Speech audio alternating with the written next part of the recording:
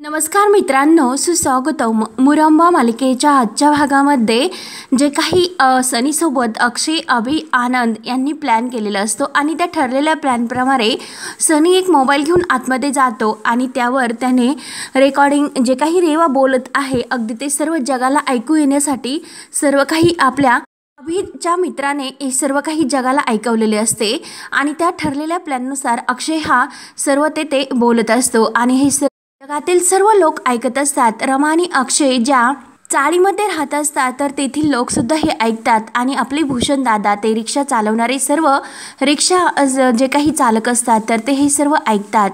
श्रीकांत मुकादम सुद्धा हे सर्व ऐकून तर आता डोक्याला हात लावतो आणि कावेरी, सीमा ह्या सर्व एकत्र येऊन आजी सुद्धा त्यांच्यामध्ये हे जे काही अक्षय सांगतो ते सर्व आपल्या मोबाईलवर ऐकत असतात. अक्षय सांगत असतो की ह्या रेवाने खूप आम्हाला त्रास दिला, मुकादम फॅमिलीमध्ये आले आणि आम्हाला त्रास तर दिलाच दिला, परंतु आतापर्यंत तिने खूप असे गुन्हे सुद्धा केलेले आहेत आणि आता तर तिने माझ्या बायकोला म्हणजे रमा अक्षय मुकादम हिला किडनॅप सुद्धा केले.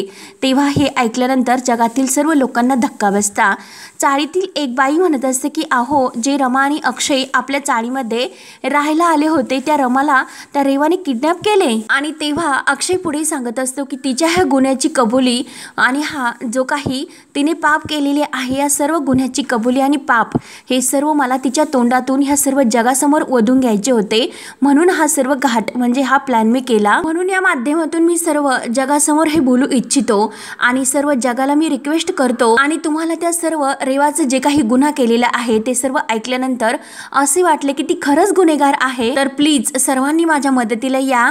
तुमच्या सपोर्टची मला खरंच खूप गरज लागणार आहे. आम्ही आता सुमन मार्केटच्या त्या ग्राउंडमध्ये आहोत, तेथे तुम्ही सर्वांनी या. आणि मला अजून सुद्धा अशी आशा आहे की समाजात माणुसकी जिवंत आहे, चांगुलपणा आहे आणि खरंच तो असेल, तुम्हाला खरंच ती रेवा गुन्हेगार वाटत असेल तर प्लीज तुम्ही सर्वांनी या. मला तुमच्या सपोर्टची खरंच खूप गरज आहे.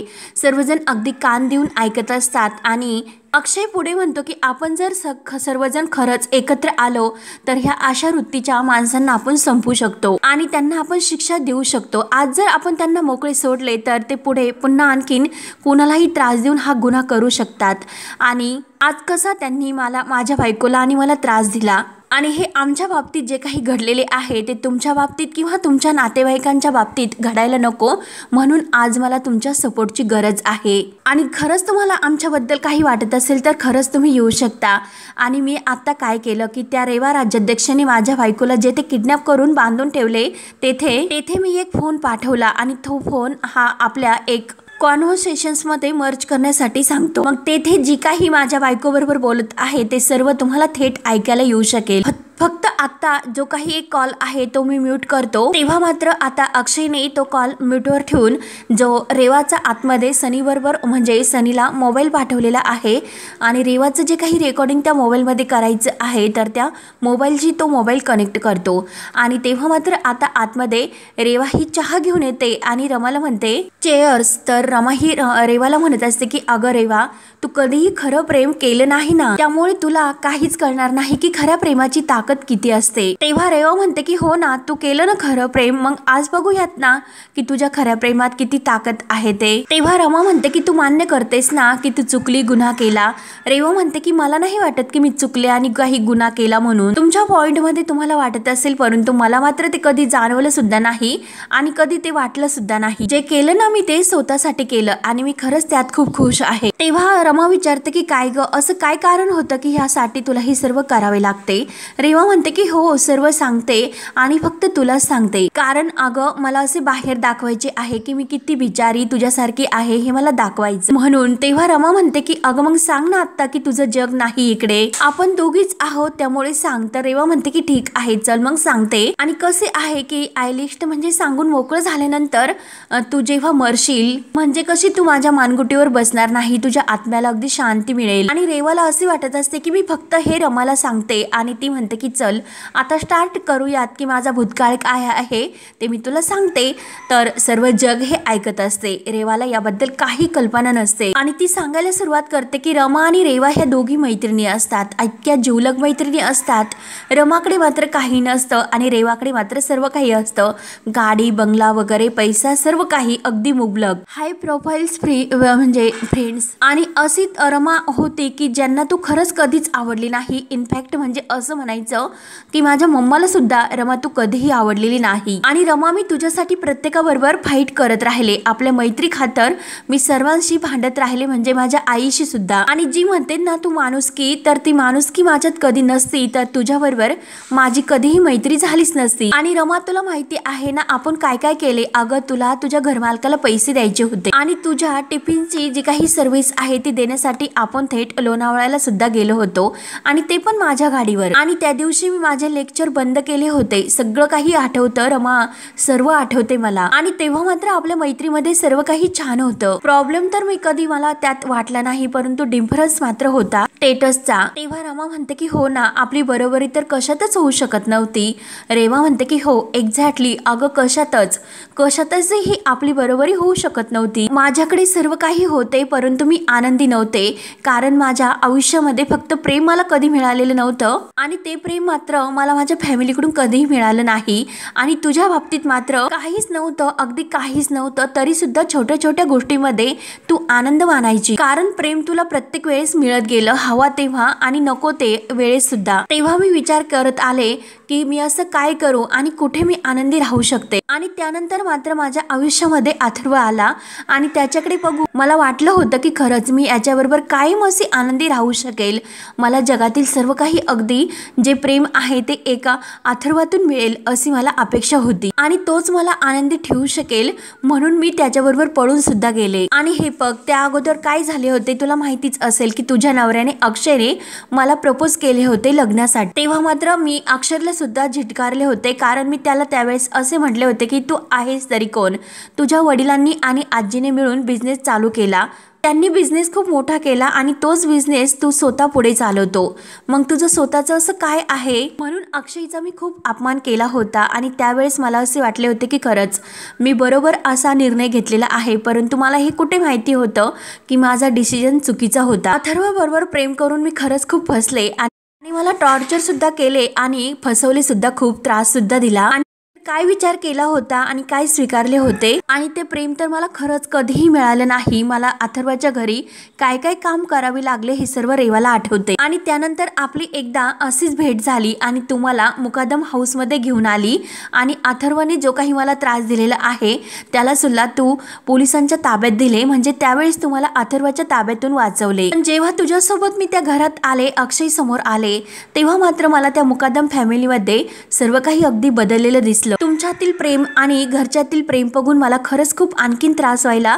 लागला होता. असे वाटत होते की हे सर्व माझेच असते, मला मागून सुद्धा काहीच मिळाले नाही आणि तुला मात्र न मागता सर्व काही मिळाले. तुमचं जेव्हा लग्न झालं आणि तुम्हाला इतके आनंदात बघून मलाच प्रश्न पडायला सुरुवात झाली, माझ्याच बाबतीत का असे झाले असेल. तेव्हा रमा म्हणते की अगं रेवा प्रेमाला प्रेम कळतं. रेवा म्हणते की का मी कधीच प्रेम नाही केलं का, कधीच नाही. तेव्हा रमा म्हणते की अगं कुठल्या प्रेमाच्या गोष्टी करतेस तू, अगं रेवा तू हे विसरतेस का, अगं त्यांनी तुला विचारलं होतं आणि त्यावेळेस मात्र तू नकार दिला होता. तेव्हा रेवा खूप चिडते आणि तेथील जे काही वस्तू आहे ते इकडे तिकडे फेकते आणि रमाजवळ येते आणि रमाला म्हणते की त्याने मला पुन्हा विचारायला हवं होतं, पुन्हा मला प्रपोज करायला हवं होतं आणि का केलं नाही ते. नंतर इकडे सर्व काही अक्षय आणि जगातील सर्व लोक ऐकत असतात. रेवा म्हणत असते की तुम्ही दोघे लग्न करून मोकळे झाल्यात, म्हणून मी ठरवले आता मात्र मी ते सर्व मिळवणार जे की माझं होतं. तेव्हा रमा म्हणते की हे बघ अगं रेवा, आयुष्य हे प्रत्येकाला एक संधी देते आणि तू मात्र ती संधी गमावलीस. तेव्हा रेवा म्हणते की नाही, माझा जो काही इमोशनली डिसिजन आहे तो घेताना मी प्रत्येक वेळेस मात्र चुकले, म्हणून मी ठरवले की आता संधी मिळेपर्यंत वाट बघायची नाही, ती संधी हिसकावून घेण्याचा रिक्रिएट करण्याचा प्रयत्न करायचा. आणि शेवटी सगळं काही मिळवलं. तेव्हा मात्र जेव्हाही जगातील लोक ऐकतात तर काही लोक म्हणत असतात की खरंच काय वाढीव पोरगी आहे ही, हल्लीच्या पोरीवर तर विश्वासच नाही. तर एक बाई म्हणतात की खरंच बाया इतकी आगाऊ पोरगी, इतकं कोणी आगाऊ असतं का? पोरीच्या नावालाही कलंक आहे आणि आशाने आपल्या पोरींचं लग्न कसं व्हायचं? तेव्हा मात्र इकडे आतमध्ये रेवा ही रमाच्या त्या जखमेवर पाय देते, तेव्हा रक्तही तिच्या पायाला सुद्धा लागते। रमाला खरंच खूप त्रास होत असतो, रमा रडत असते।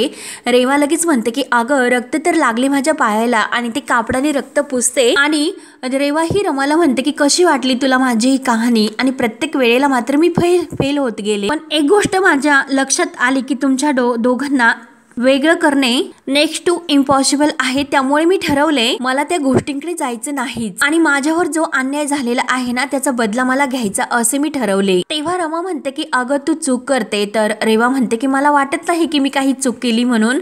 आता जी मुकादमांची सर्व प्रॉपर्टी आहे ती माझ्या नावावर, म्हणजे आता तू जिवंत राहिलीस काय मेलीस काय मला काही फरक पडत नाही। आणि राहिला प्रश्न तुझ्या फॅमिलीचा, तुझी फॅमिली तर रस्त्यावर येणारच आहे।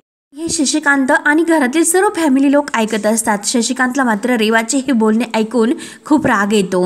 रेवा पुढे म्हणत असते, अक्षयने जेव्हा माझ्यावर जे काही आरोप केलेले आहे त्याचे फोटो मला पाठवले तर तुझा मात्र आता गेम ओव्हर होईल। आणि अक्षय काय, अक्षय जेव्हा उद्या रस्त्यावर आलेला असेल तेव्हा मी त्याला सहजपणे अगदी प्रपोज करू शकेल आणि तो माझ्याबरोबर लग्न करायला तयारच होईल, म्हणजे अक्षय सुद्धा माझा होईल आणि प्रॉपर्टी सुद्धा माझी होईल। तेव्हा रमा म्हणते की माझ्यावरचा राग मी समजू शकते, परंतु आरती वहिनी, अगं आरती वहिनीची यात काय चूक होती? तेव्हा रेवा उठते आणि रमाच्या कपाळाला बंदूक लावत म्हणते की अगं चूक तर तिची नव्हती, चूक तर तुझी होती। मला तर तुला मारायचं होतं परंतु तीच मध्येच गेली बिचारी आणि तुझ्यामुळे गेली ती। तेव्हा रमाच्या सर्व काही डोळ्यासमोर येते आरती वहिनी गेल्याचे क्षण। तेव्हा मात्र रेवाचा हा सर्व काही तोंडाने कबूल केलेला गुन्हा ऐकून सर्व लोक तोंडाला हात लावतात, कारण रेवाचे आज जे काही पापाचे सत्य आहे अक्षयने सर्व जगासमोर आणलेले असते। त्यावरती रमा ही रेवाला म्हणत असते की काय ग हे सर्व करताना तुला लाज नाही का वाटली? तेव्हा रेवा म्हणते की हो अगोदर मला वाटलं होतं, मला त्रास सुद्धा झाला,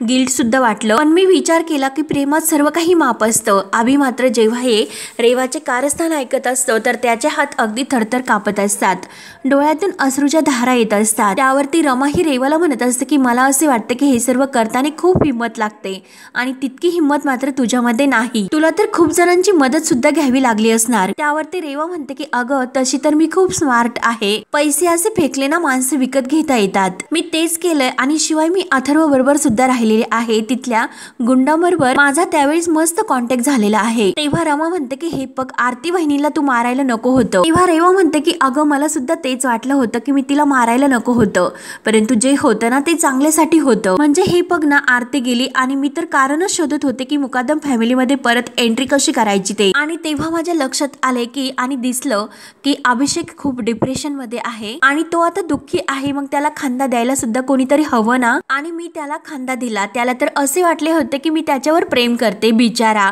आणि अभिला मात्र हे सर्व ऐकून आणखीन त्या रेवाचा खूप राग येत असतो आणि डोळ्यामध्ये अगदी अशा पाण्याच्या धारा वाहत असतात। रेवा म्हणते की मी थोडंसं त्याच्याबरोबर प्रेमाचं नाटक सुरू केलं आणि प्रेमाने बोलले सुद्धा आणि मग काय तो तर लगेच वितळला आणि तो माझ्या प्रेमात पडला आणि मी काय, मग मी रेवा राज्याध्यक्षाची रेवा मुकादम झाले आणि परत त्या मुकादम फॅमिलीमध्ये माझी फ्री एंट्री झाली, अभिषेक मुकादम याची बायको म्हणून। तेव्हा आता इन्स्पेक्टर साहेब सुद्धा अगदी आपले सर्व सहकारी तेथे घेऊन आलेले असतात आणि सर्व रेवाला असे घेरून धरतात। रेवाचा हा गुन्हा अगदी सर्वजण ऐकत असतात आणि रेवाच्या सर्वांना खूप राग येत असतो, अगदी चीड आलेली असते तिने जेव्हा तिचा गुन्हा कबूल केलेला असतो। अभि मात्र खूप रडत असतो आणि त्यावेळेस जेव्हा तो रेवाचा बरोबर लग्न केले आणि रेवाला घेऊन तो हाताला धरून मुकादम फॅमिलीमध्ये आला, हे सर्व काही क्षण त्याला आठवतात आणि रेवाने जे काही खोटं प्रॉमिस त्याला केलेलं असतं की आयुष्यात जो काही तुझा रिकामा भाग आहे तो मी भरून काढील, आयुष्यभर तुझी साथ देईल, हे जेव्हा आठवते तेव्हा अभि अगदी रडत रडत खाली बसतो।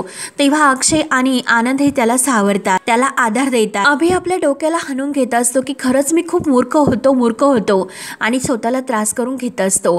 तेव्हा अक्षय त्याला हळूच म्हणतो की शांत हो अभि, शांत हो, म्हणून आनंद त्याला आपल्या मिठीत घेतो, तेव्हा त्याला समजावतो। त्यानंतर मात्र अभि खूप रडत असतो। तर इकडे रमा ही रेवाला विचारत असते की काय ग, ज्या माणसाने आरती बहिणीला मारलं होतं त्या माणसाचं नंतर काय झालं ग? म्हणजे हे बघ, तो तर आम्हाला सापडला होता परंतु नंतर मात्र तो कसा मेला? म्हणजे तुम्ही त्याला मारलं पण पुरावा मात्र तिकडे का सापडला नसेल? तेव्हा रेवा म्हणते की अगं मगाशी मी तुला काय सांगितलं की मी कोण आहे, स्मार्ट. मग काय मी त्याला मारले आणि पुरावे मात्र काही मागे ठेवलेच नाही. रमा विचारते की म्हणजे काय? तर रेवा ही वैतागते. रेवा म्हणते की काय ग, आज मात्र तुला सर्व एक्सप्लेन करावं लागतं. पण नाही, ठीक आहे, मी तुला सर्व काही सांगते. आणि रेवा सांगायला सुरुवात करते की अगं शशिकांत मुकादम जे तुझे सासरे होते आणि जे आता माझे सासरे होणार होते, मी त्यांच्या जवळ गेले आणि त्यांना मी सांगितले की मी खूप घाबरले, मला खूप भीती वाटते. जो माणूस की मी ज्याला रमाला मारण्याची सुपारी दिली होती परंतु चुकून मात्र त्यात आरती गेली, तो आता मला धमकी देतोय, पैसे मागतोय. मग मला कळत नाही की मी काय करावं आणि तो मला सगळ्यांसमोर एक्सपोज करेल म्हणून त्यांना अशी मदत मागितली. आणि ते तर खुश झाले कारण त्यांना कळलं होतं की मी तुला मारणार होते म्हणून. आणि ते लगेच रेडी झाले. तर इकडे जेव्हा शशिकांत हे ऐकतो तर शशिकांतला आता काय करू आणि काय नाही करू, कुठे पळून जाऊ अशी त्याची अवस्था होते. कारण स्वतःचा त्याला खूप असा पश्चाताप येत असतो. तेव्हा रेवा पुढे सांगत असते की मला सुद्धा हा प्रश्न पडला होता की शशिकांत मुकादम मला का मदत करतात, पण त्या दिवशी मला लग्नामध्ये कळलं होतं की ते माझ्या आई बरोबर जुगारात सर्व काही प्रॉपर्टी हारले म्हणून ते तयार झाले होते. आणि शशिकांत मुकादमनी त्या माणसाला खूप पैसे दिले आणि त्याला सांगितले होते की तू तुझ्या फॅमिली बरोबर बिहारला शिफ्ट व्हा आणि त्या माणसाची राहण्याची सोय कुटुंबाबरोबर बिहारमध्ये सगळं काही त्यांनी सेट करून ठेवलं होतं. पण बिचाऱ्याचा बॅड लक, तरी सुद्धा तो मला धमकी देत होता, मला ब्लॅकमेल करत होता. आणि तेव्हा तर माझ्या खरंच सर्व काही डोक्यात गेलं होतं आणि सतत जर माझ्या बरोबर कोणी असं खेळत राहिलं तर मला त्याची खूप चिड येते. आणि मग मी प्लॅन केला होता की मी त्याला म्हटले होते की अजून पैसे मी तुला काही देते आणि तू त्या ठिकाणी ये. आणि तो तर लगेच पैसे घेण्यासाठी तयार सुद्धा झाला आणि त्या ठिकाणी सुद्धा आला. आणि तेव्हा तो मला भेटायला आला की मी तेव्हा त्याला इतके पैसे दिले की रमा मी तुला सांगते, तो इतका खुश झाला होता. आणि खरंच तो इतका मूर्ख आहे की कॉंग्रॅच्युलेशन साठी मी त्याला लाडू ऑफर केला होता आणि त्या मूर्खाने तो लाडू खाल्ला सुद्धा. आणि तो लाडू बिचाऱ्याच्या आयुष्यामधील शेवटचा लाडू होता आणि तो लाडू खाऊन टपकला तो बिचारा आणि गेला. तो या सर्व मध्ये अडकणार मात्र कोण होतं तर शशिकांत मुकादम. प्रूफ सगळे कुणाला पॉइंट करत होते तर शशिकांत मुकादमला. आणि तेव्हा मात्र मी पुन्हा एकदा मोकळी झाली. जे काही झाले ते सर्व शशिकांत मुकादमने केले, यांच्याबद्दल ते सर्व काही प्रूफ मिळाले म्हणून रेवा खूप खुश असते आणि खुश होऊन हे सर्व ती रमाला सांगत असते. त्यावरती रमा पुढे विचारते की काय ग, अगं ज्या माणसावर तू इतकं मिळवण्यासाठी प्रयत्न करते, त्याच्यावर इतकं प्रेम करते, मग त्या माणसाला मारण्याचा का तू प्रयत्न केलास? तेव्हा रेवा म्हणते की खरंच अगं माझ्यासाठी ते अवघड होते परंतु तुला माहिती आहे की नक्की काय झालं होतं. मी हे सर्व प्रूफ्स आणि सर्व काही अगदी निस्तरलं होतं परंतु अक्षयला काय माहिती की कुठून खबर लागली होती आणि त्याने माझ्या विरुद्ध पुरावे गोळा करायला सुरुवात सुद्धा केली होती. आणि त्याला हे कळलं होतं की मी आरतीचा खून केला म्हणून. आणि त्या दिवशी मात्र त्याने ऑफिसमध्ये मला रेड हँड पकडले आणि त्यावेळेस त्याने माझा गळा पकडला होता आणि कशीबशी माझी सुटका करत मी टेरेसवर गेले आणि त्याने मला मारलं सुद्धा होतं. मग त्यावेळेस मात्र मी आता काय करणार होते की जे माझ्या समोर आले आणि मी त्याला खाली असं टेरेसवरून ढकलून दिलं. अक्षय तेव्हा रेवाला वाचव रेवा असे करत असतो आणि त्या भिंतीला त्याचे हात लटकलेले असतात. परंतु रेवा मात्र तेव्हा त्याला म्हटलेले असते की अरे जेव्हा जुनं संपतं तेव्हा नव्याची सुरुवात होते. आणि मी तेथील अक्षयचे जे लटकलेले हात तेथे आहेत तर ते सुद्धा अगदी झिडकारून त्याला खाली लुटून दिले. आणि त्यावेळेस मात्र आता रमा असे म्हणत अक्षय जोरात खाली पडतो. परंतु बिचारा तर खूप लकी निघाला ग, अगं तो नशिबान होता, तो तर वाचला. अक्षयला मात्र हे सर्व ऐकून आणखीन राग येत असतो. परंतु रमाला सुद्धा इतका राग येतो आणि रमा जे काही आपले हात बांधलेले असतात तर ते सोडवायचा प्रयत्न करत असते. परंतु आता मात्र यावेळेस मी तुला मारणार आणि तू मेलीस तर आता तो तसाही मरूनच जाईल. तेव्हा रेवाने हा कबूल केलेला सर्व जग गुन्हा ऐकतं आणि रेवाचा सर्वांना इतका राग येत असतो की काय करू आणि त्या रेवाचा गळा दाबू की काय अशी प्रत्येकाची अवस्था होते. प्रचंड असे रेवावर चिडलेले असतात. रेवा पुढे म्हणत असते की त्याला काय म्हणतात की एक था राजा एक था राणी, दोनों मर गए खतम कहाणी. आणि मग ह्या शुभ कामासाठी वाट कशाला बघायची म्हणून रेवा आपल्या हातातील गन आहे तो अगदी त्या गणाकडे पाहत असते आणि तो गन ती रमाच्या डोक्याला लावते आणि रमाचा गळा दाबते.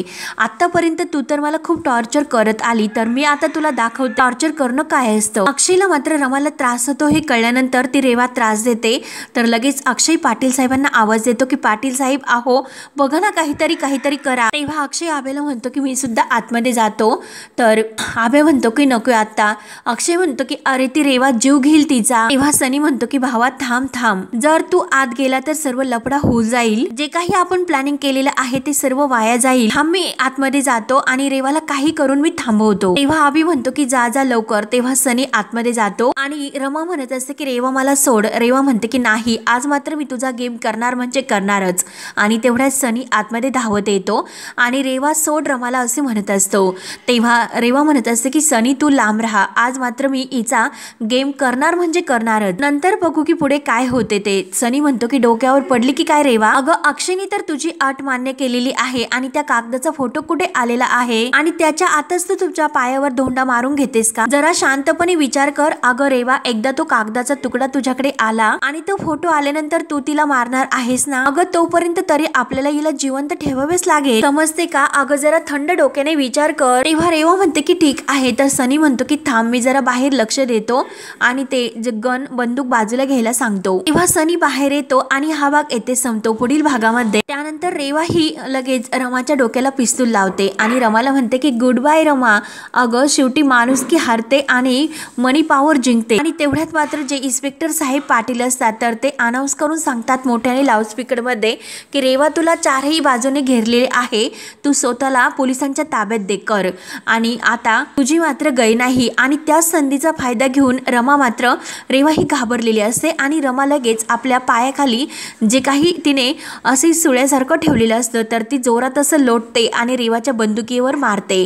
रेवाच्या हातातील जी काही बंदूक आहे तर ती खाली पडते आणि लगेच रमा तोपर्यंत दाव्यातील आपले हात सोडून घेते आणि शेवटी ती बंदूक आपल्या हातात घेते आणि रेवाला अगदी गचंडी धरते आणि तिच्या डोक्याला ती बंदूक लावते आणि रेवाला म्हणते की तुझा खेळ आता संपला आणि रेवाला सर्वांसमोर बाहेर घेऊन येते. तेव्हा मात्र आता चहूबाजूनी पोलिसांनी रेवाला घेरलेलं असतं. रेवा इकडे तिकडे पाहते आणि रेवाला मात्र आता कुठेही पळता येत नाही. तर पोलीस हे रेवाला पकडतात आणि रेवाला हे ज्या लेडीज कॉन्स्टेबल आहे तर ते हातात बेड्या घालून घेऊन जातात. तेव्हा मात्र आता रमा आणि अक्षय एकत्र येतात. रमा खुश होऊन अक्षयला म्हणते रमा आणि अक्षयच्या प्रेमाची ताकद एकत्र असते तर त्यात विजय हा सत्याचाच असतो. अक्षय अगदी खुश होऊन आपल्या रमाकडे पाहत असतो आणि दोघे अगदी खुश होतात. तेव्हा आता रेवाला शेवटी पोलिसांच्या ताब्यात दिलेले असते. तेव्हा आता पुढे काय काय होत राहणार हे पाहण्यासाठी आपल्या चॅनलला नक्की सबस्क्राईब करत राहा. धन्यवाद.